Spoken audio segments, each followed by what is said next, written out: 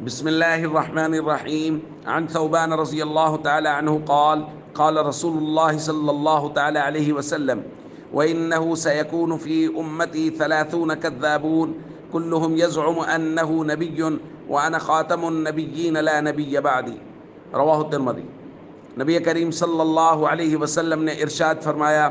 میری امت میں عن قریب 30 جھوٹے دعوے دار نکلیں گے، ان میں سے ہر ایک یہ دعویٰ کرے گا کہ وہ نبی ہے، حالانکہ میں خاتم النبیین ہوں، میرے بعد کوئی نبی نہیں ہوگا۔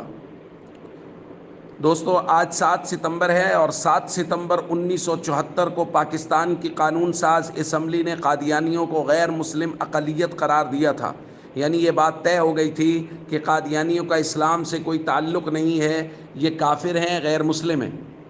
وہ تمام تر گروہ اور فرقے اور جماعتیں جو اسلام کا نام لیتی ہیں حالانکہ وہ مسلمان نہیں ہیں، جیسا کہ یہ منکرین ختم نبوت ہو گئے، منکرین صحابہ و اہل بیت ہو گئے، یہ تمام کے تمام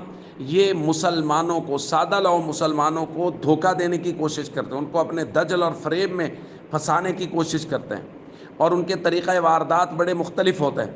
ابھی قادیانیوں کے کسی کا قادیانیوں سے تعلق بن جائے تو وہ اس کو قادیانیت کی دعوت نہیں دیتے،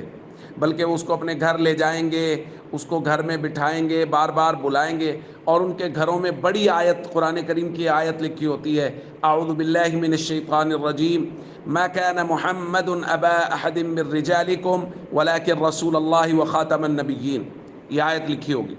اور وہ کچھ عرصہ کے بعد کہیں گے، دیکھیں جی آپ کے علماء ہمیں ختم نبوت کا منکر کہتے ہیں، حالانکہ ہم نے تو ختم نبوت کی آیت اپنے گھر میں لکھی ہوئی ہے۔ مطلب یہ ہے کہ ہم ختم نبوت کے ماننے والے ہیں، اگر ہم ختم نبوت کے منکر ہوتے تو یہ آیت ہمارے گھروں میں کیوں لکھی ہوئی ہوتی؟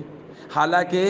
یہ اس سے دھوکہ دیتے ہیں، وہ اس آیت کا وہ مطلب اور مفہوم بدلتے ہیں، اور ہمیشہ کفر جو ہے وہ آیات کا مطلب بدل کے لوگوں کے سامنے پیش کرتا ہے، تو اس سے سادہ لوگ مسلمان دھوکے میں آ جاتے ہیں۔